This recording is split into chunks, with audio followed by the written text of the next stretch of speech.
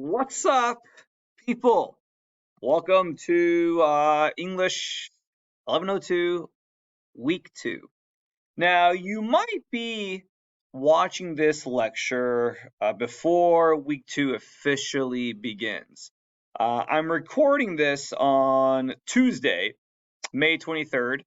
I might post it early. I probably will. I like to just go ahead and post my stuff once I do it. So that way, if any of you are fast mover and shakers and want to get through with your work as soon as possible and just get onto it, then I want it here for you. Okay. So if you are watching this before the beginning of week 2, way to go. If you are watching this on Monday, the whatever day that is the beginning of week 2 officially, then good for you. If you're watching this on May 29th, cool. Okay, way to go. So there are a couple of lectures this week.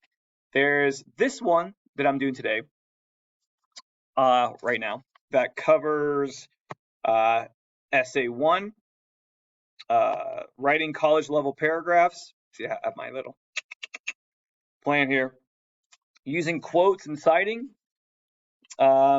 creating, and then doing your outline, how to do your outline. Okay. So, which I might stop this one and do the outline one as a separate one, just so that way you're not, depending on how long this is getting. I'm trying not to make these lectures longer than 30 to 40 minutes per one. Okay. But also there will be lectures this week over the short stories. Like there's going to be a lecture just on where are you going, where have you been. There is a lecture on hills like white elephants, and there's going to be a lecture about the story of an hour. Again, this is a lot. Now, we are covering 2 normal weeks of, fall or spring semester in 1 week of summer. So it is a lot, but it's kind of like 2 weeks worth. Okay, so here we go. And then on Friday, actual Friday, there's going to be a live lecture to discuss things. Okay, so lots of fun stuff. Here we go.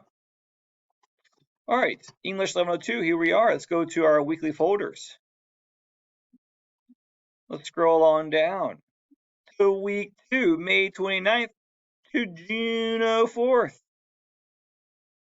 All right, these are all the things that we are working on this week. And we know this because before we do anything else, let's look at the list of assignments and due dates, shan't we? So looking at this document, we know that you need to write an essay 1 outline, okay? And that you need to read pages 1 through 27 in your book, your textbook, and pages 46 to 61 in your textbook. And you should also be reading your memoir as well, okay? All right.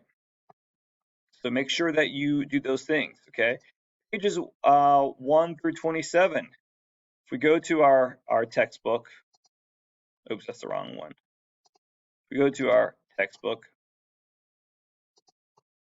1 through 27 is going to be really important for you to read as you're getting ready to write essay 1. Okay, I'm going to explain essay 1, and I'm going to explain the things that aren't really discussed in your textbook. Okay, but like this chapter, what is argument? That is really important. Okay, this chapter. So pages 1 through 27, and then 46 to 61. So these pages, 46, this is about how to analyze a short story, okay? This provides you a story that you can read, okay? But 46 through Yeah, 61. So the next couple pages, like 50 and onward, they provide a they provide an argument over the short story and kind of gives you an example of the type of writing that you'll be doing. Okay, so it's important for you to read these chapters because you'll be pulling this stuff into what you're writing about. Okay, for essay 1 and essay 2 and essay 3. So I'm not necessarily making, again, like my lectures are over things that are not explicitly discussed in the textbook. Okay, so you can't just watch the lecture and not read the textbook, and you also can't read the textbook and not watch my lectures. All right, so just make sure we understand that. Which I should put this in announcement as well, because by me saying this to you, clearly you're watching the lecture and you're hearing this. Okay, but they some professors have you read and then they just go over everything that you have read.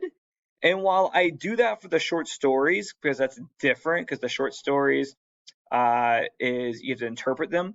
I'm not doing that for the nonfiction reading that you're doing in this class, the instructional reading. So like when you're reading what is an argument, when you're reading this chapter, okay, and you really should also reach up to chapter 2. I'm not going back over that because the textbook is written very clearly. It's definitely not meant for you to have to interpret it, this type of information. Okay, so read that and then also pay attention to my lectures as well.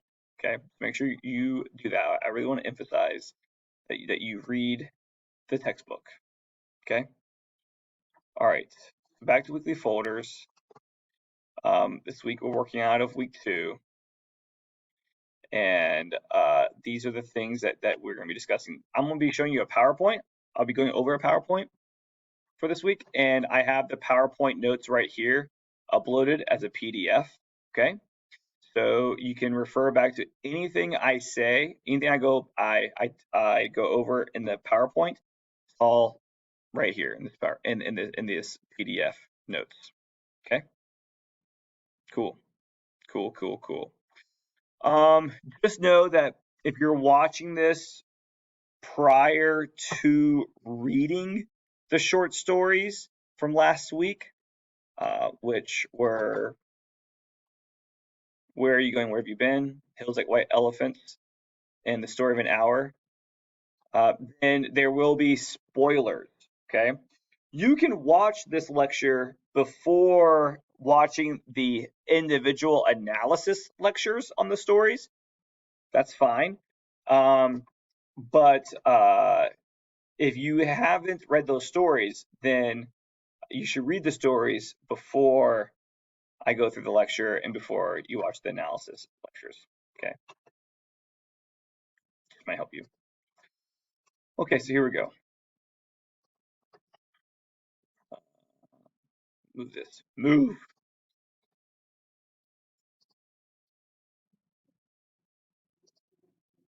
Okay. Unit 1 is focused on the female perspective. Our stories that we read this unit are all from centered around a female character's perspective.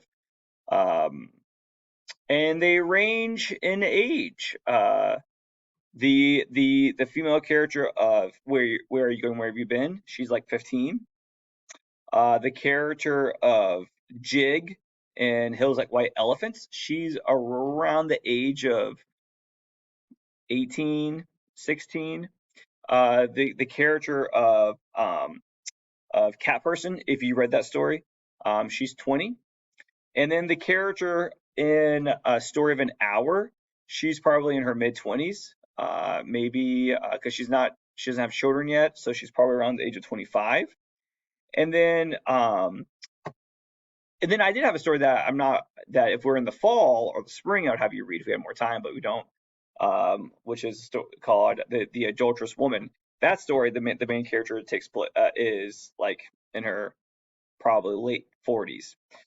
So these characters, the ones that you've read, are pretty young, spanning from teens to mid 20s. Okay, and they're all female characters, and so we're focused on women in society. Okay, and the library research assignment, those things I wanted you to research, they correlate to the things discussed in these stories.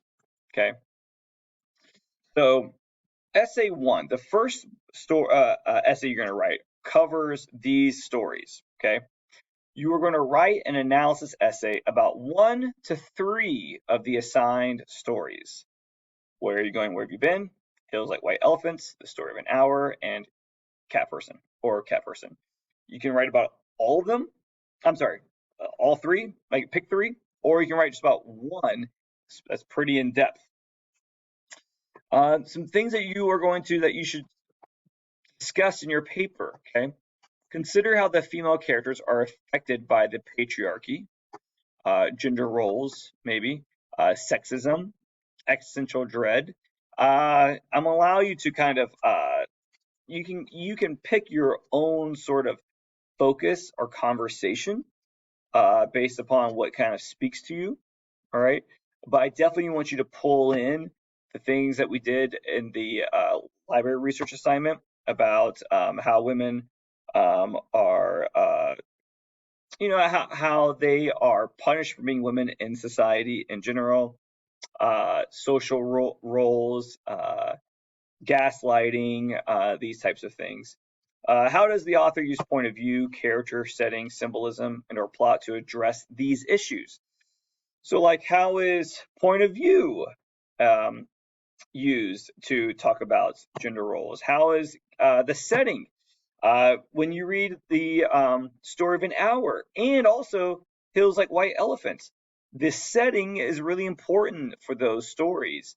The Story of an Hour, her room is like is at one point kind of like her prison inside the house, but then outside of her window is this fresh spring life. And so if you've watched the analysis video, you know that like there's all this symbolism of life and rebirth outside of her room. And so she's getting outside of her marriage and outside of her social gender roles. And so that setting is like really like is very symbolic. Same thing with Jig in Hills Like White Elephants.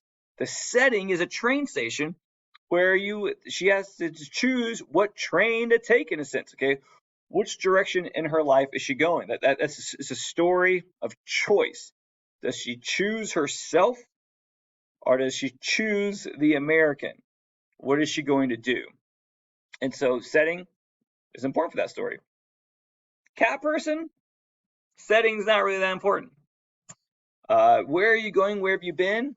The setting, I mean, it's kind of, you could argue it, but to me, the setting is secondary in those stories. Okay. But like symbolism is like really important in all these. I mean, the baby that she is thinking about, that the American wants Jig to abort, that baby symbolizes the life inside of Jig. Jig is a young, very young woman who has not fully developed as herself, and that baby inside of her represents her inner soul. It symbolizes her herself. You know, like this idea about when we stop being children and we become adults, we give birth to our new selves. So that whole caterpillar into a cocoon. Cocoon is the teenage years, and then when you find yourself and you become this independent person, you become the butterfly. And so that is Jig. Jig is pregnant with herself, her true self, and she has to decide: does she abort that self and kill her inner independence and stay with the American under his umbrella and become essentially like Miss Mallard in The Story of an Hour, where she's just living for somebody else? Or does she choose to keep her inner self and give birth to her new self? to her butterfly self, to her independent self, and say, screw you to that guy. Okay. So like symbolism, really important for hills like white elephants. The symbolism of where are you going, where have you been? Same thing. I mean, Arnold Friend he's symbolic of the deviant molesting male, the male predator, whether he's a social predator or a sexual predator. Okay, the male predator towards women and their bodies and their independence. He's a symbol of that. And same thing with let's see, there's a lot of symbolism in the story of an hour, like it kind of, well, I guess it's more imagery about the rain and the beautiful trees and all that outside of our windows symbolize new life and rebirth and something better. Okay, so symbolism is like huge. Okay, and then of course theme. What is the message?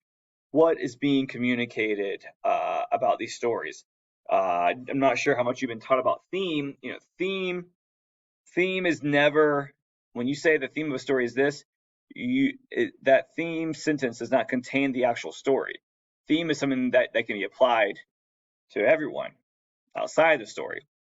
So like the theme of Hills Like White Elephants is essentially um, women need to not give their lives away to the men in their life, and instead they need to live for themselves.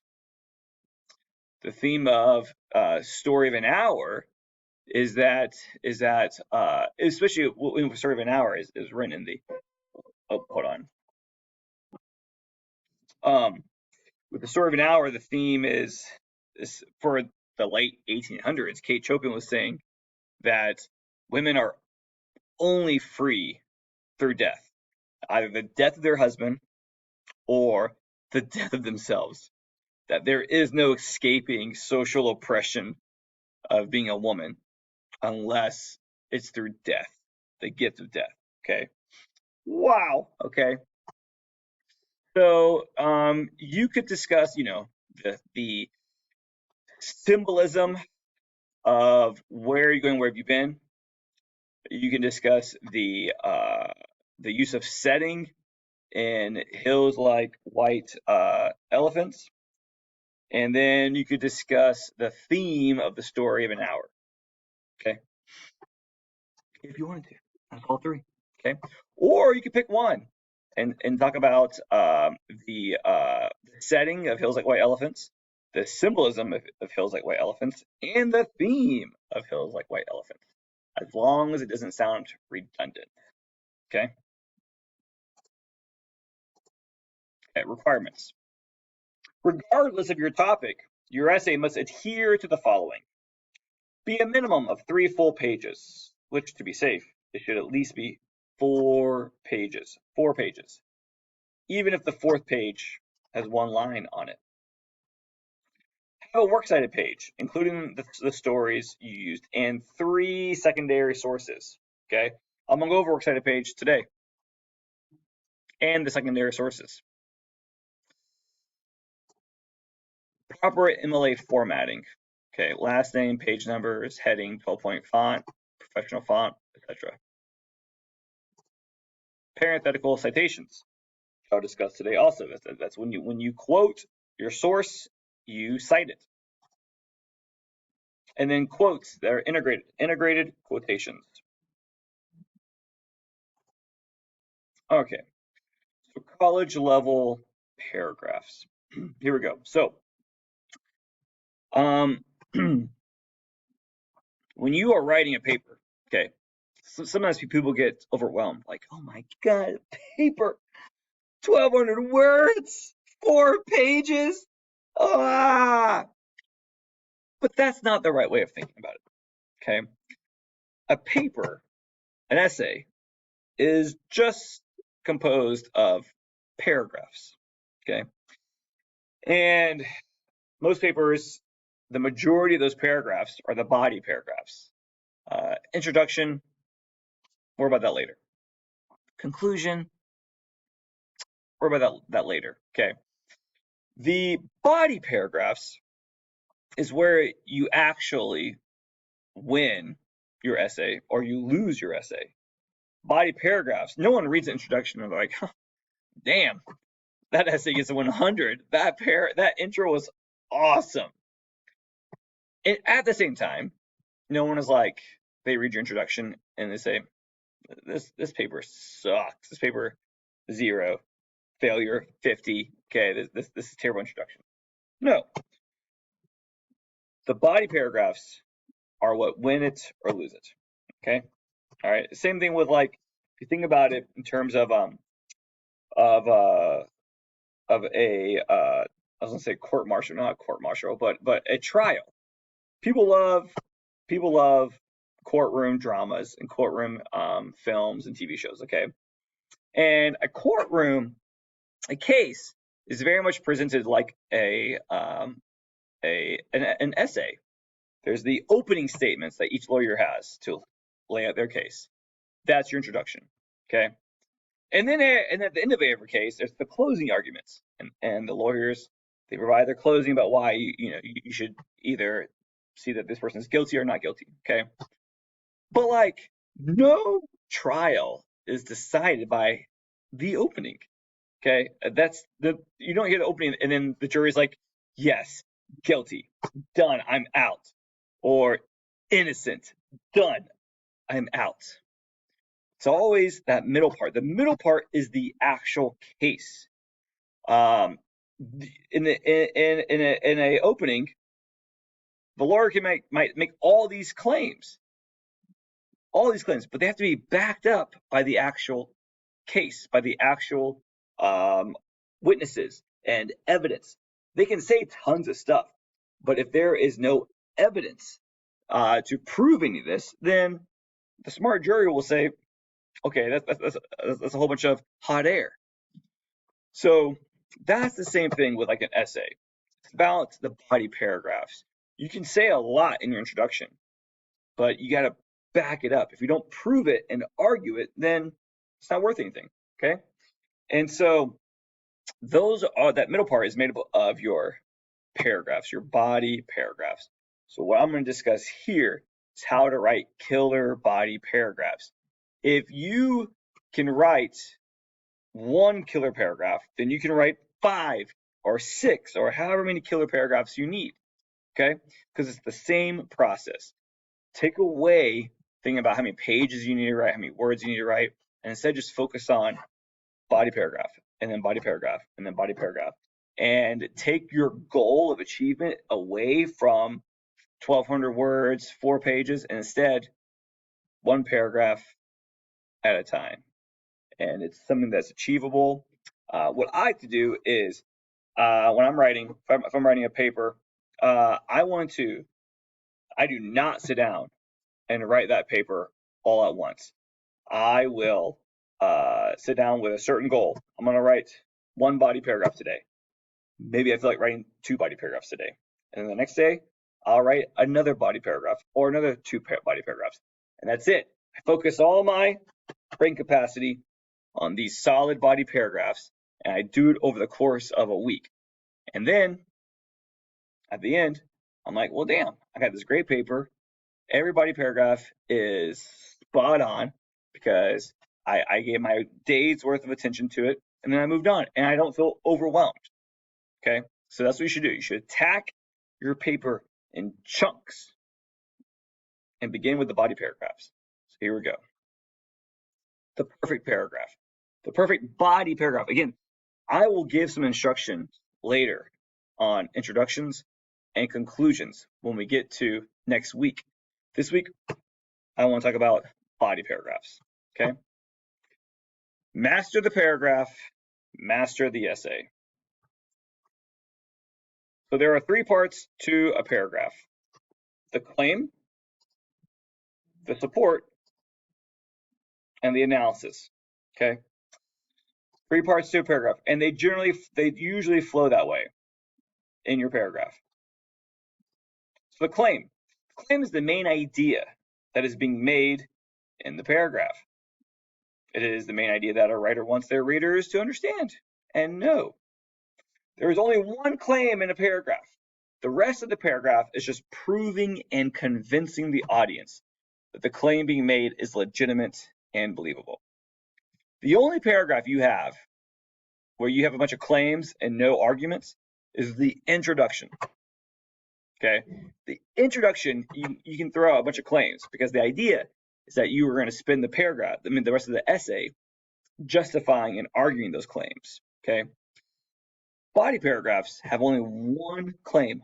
Every paragraph has one main idea, and then you spend the rest of that time arguing it.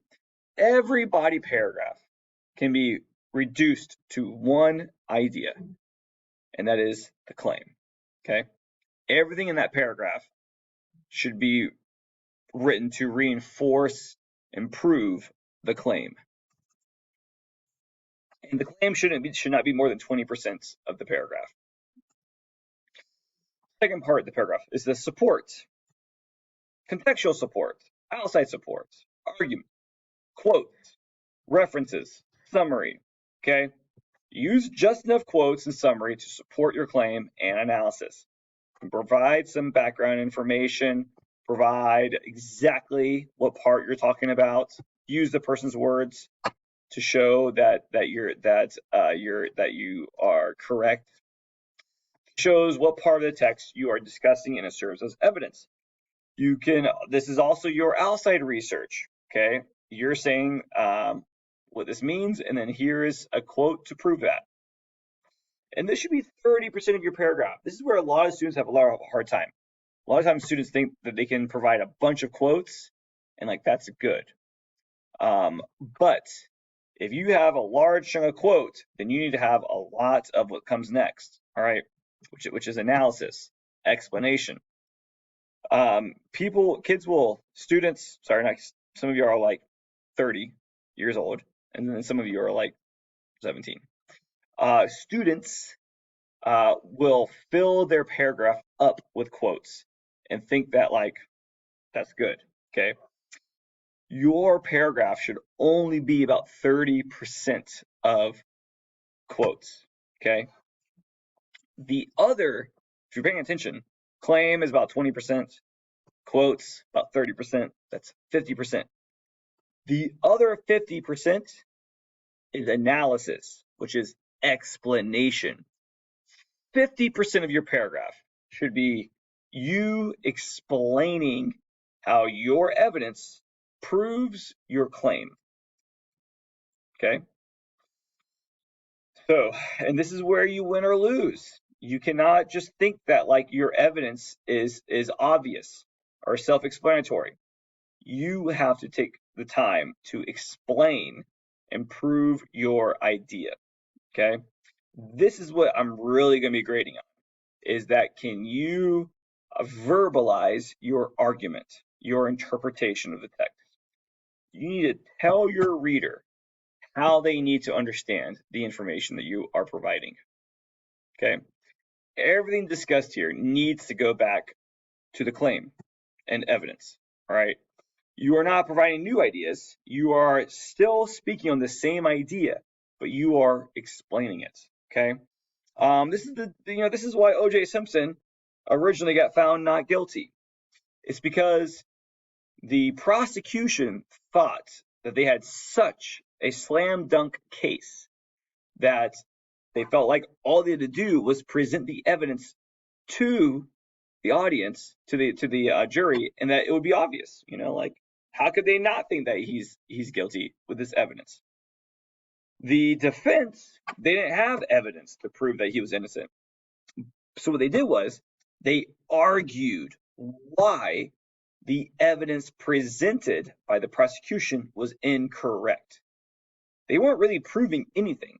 They just told the jury how to misinterpret the evidence, while the prosecution did not put forth the effort to really explain to the jury why this evidence proved his guilt. They were just like, look, there's bloody clothes. There's the knife. There's the weapon. There's all these things. There's the history of spousal abuse. It should make sense.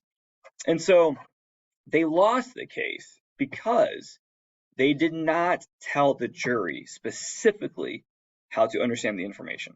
Okay. And that's what you need to do. Evidence without analysis does not win the argument. Okay. All right.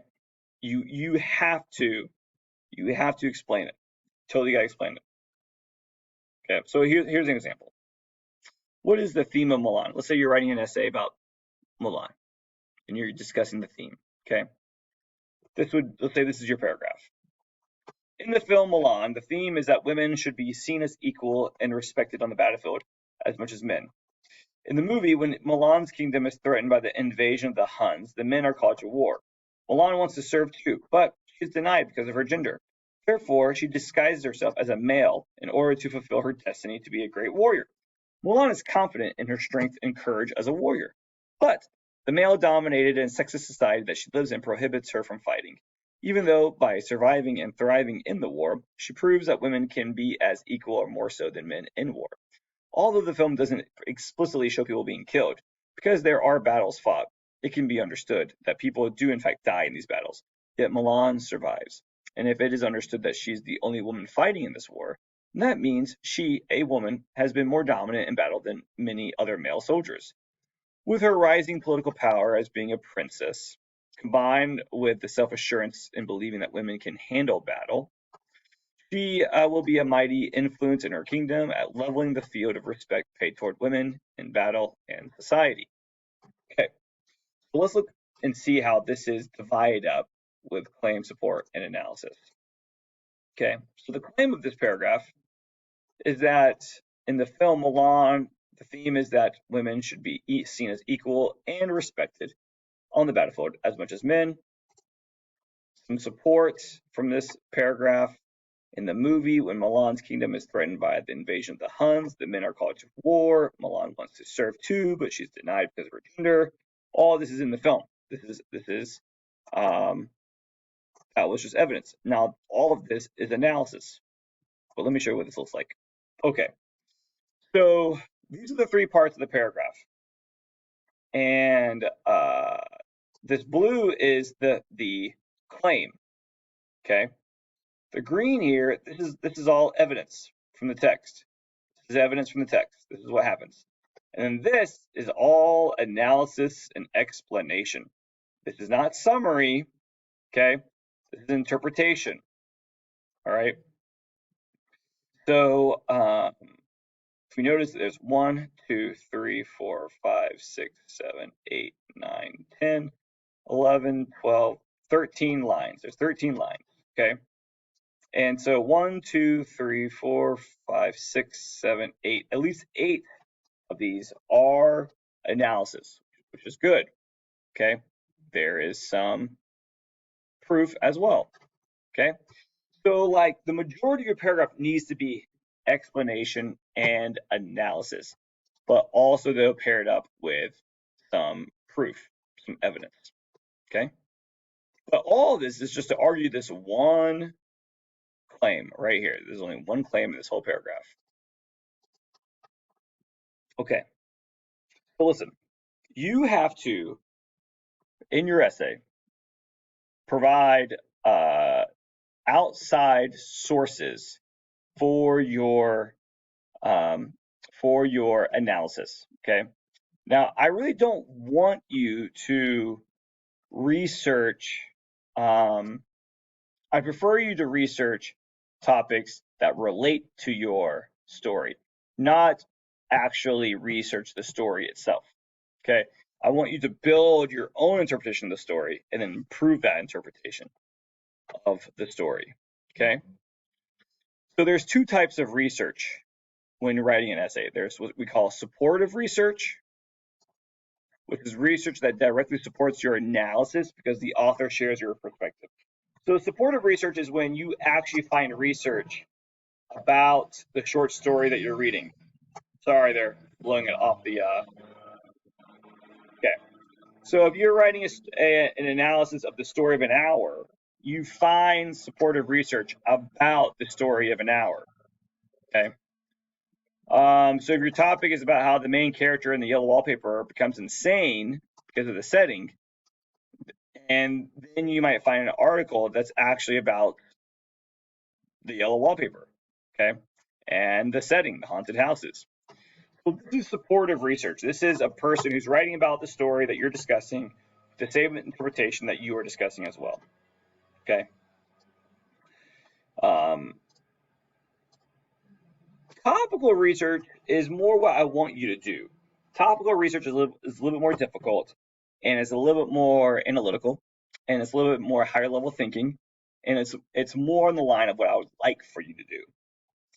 Topical research is research that indirectly supports your analysis by applying the research to your topic. So again, for example, let's say your topic is about how the main character in the yellow wallpaper becomes insane because of the setting. And you find an article called Social Isolation in Mental Health, a conceptual and methodological review. Okay. This piece of research is not about the yellow wallpaper. It's not telling you how to interpret the yellow wallpaper.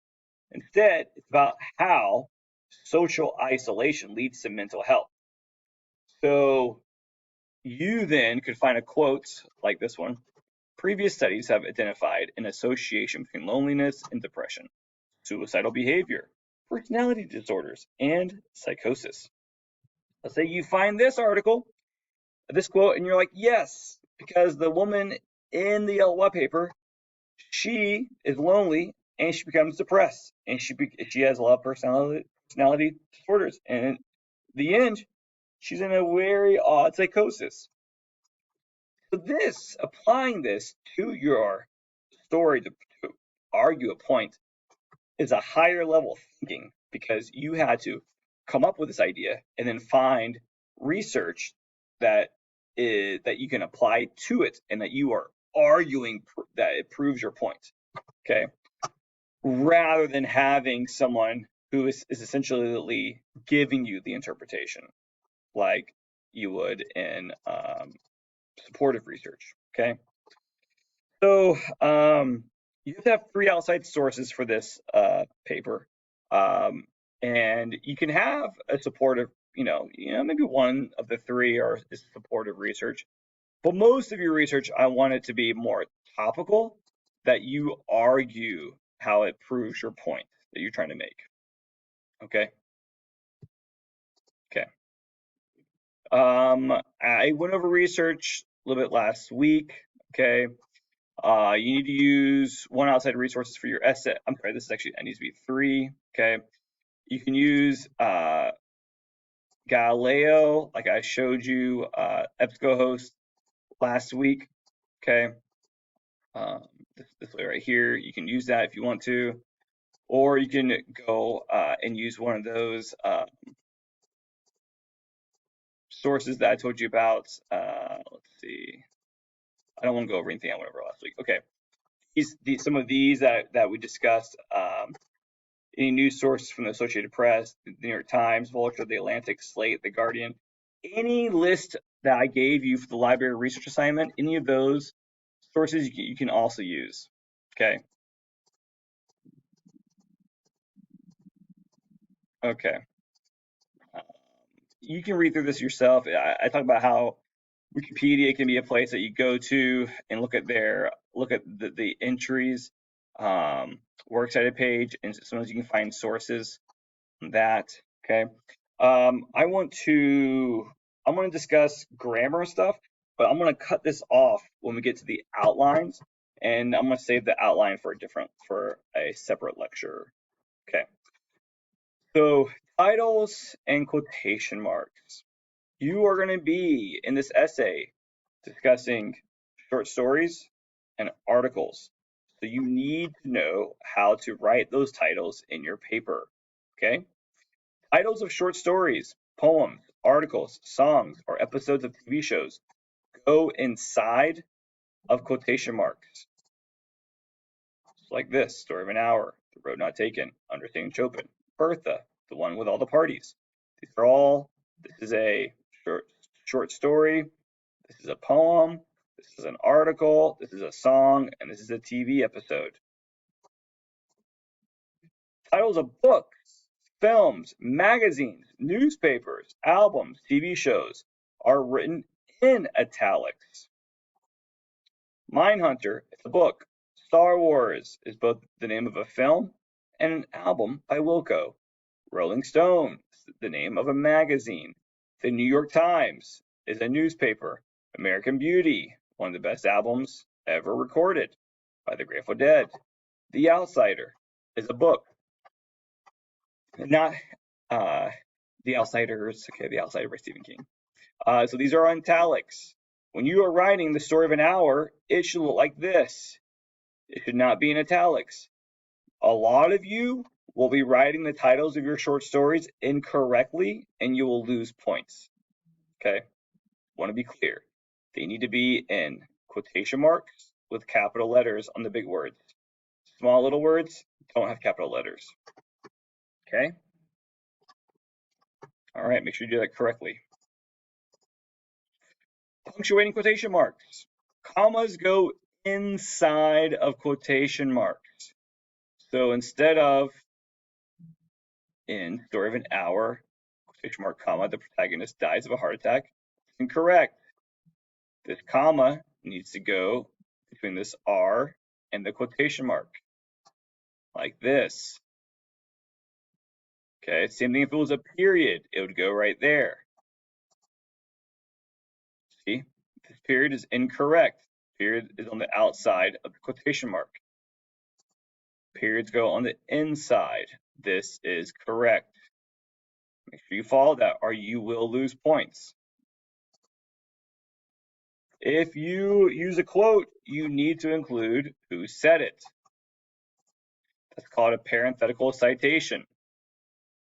So if you're quoting the poet William Wordsworth, you need to say Wordsworth, the last name, in the sentence somewhere. You can use his name in the sentence by saying Wordsworth stated that romantic poetry was marked by a spontaneous overflow of powerful feelings. Or if you don't use his name in your sentence, like this sentence, romantic poetry is characterized by the spontaneous overflow of powerful feelings, then you put parentheses, his name, and the page in which you got that from if you're using a book. Most of you will be using online sources, so there will be no page numbers. It will just be the author's name. But you got to include the author's name either in parentheses or in the actual sentence. You will lose points if you have a quote but no name.